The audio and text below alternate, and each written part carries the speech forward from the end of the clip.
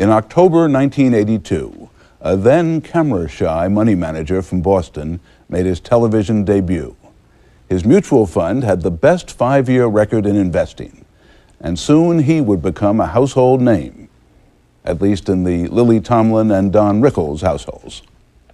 Obviously, the typical investor as an individual doesn't have the time to spend all the time you spend on all this, but is there anything he or she can learn from what you do? I'm amazed that the average investor is out there in some industry. They're in the polyvinyl chloride industry, they're in insurance, they're in textiles, and they're going to see those industries turn. And they're not going to buy those stocks. They're going to go buy some stock from somebody in the National Guard, or they're going to something on television on biogenetics. They have a big edge in me. I work awful hard, and they're months ahead of me. They can be in the healthcare industry. They're seeing new products. They should work on that they have in front of them. As they used to tell writers, write what you know, you're telling them buy what you know. Yes. What would you tell them not to do? What do you think of the mistakes people make? This is a common mistake I do. I think people buy stocks because they've fallen from price X to 2/3 of X or half of X. On that basis alone, they're buying a stock. That's called bottom fishing the stock market. Very, very difficult. I've had a rough go with it. Standard Oil Ohio this year fell from 90 to 60, and I told everybody, this stock is not going to go any lower. Then it went to 50. And I said, this is it, no lower. As it went through 40, I said to people, this is it. Finally, when it got down under 30 and people said, what do you think is Ohio? I said, what does Ohio do? I don't know that company. So, I absolutely backed away from it. You didn't like to buy low.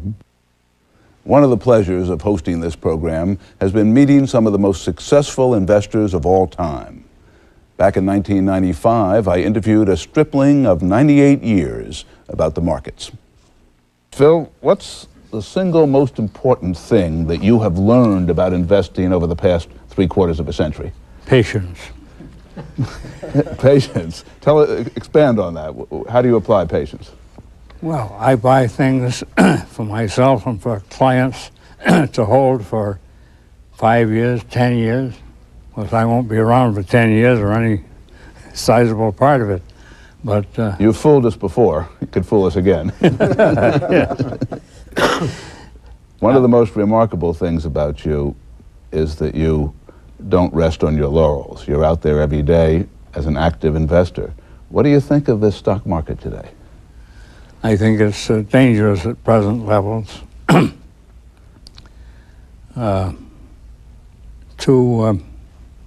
A lot of froth on the boom.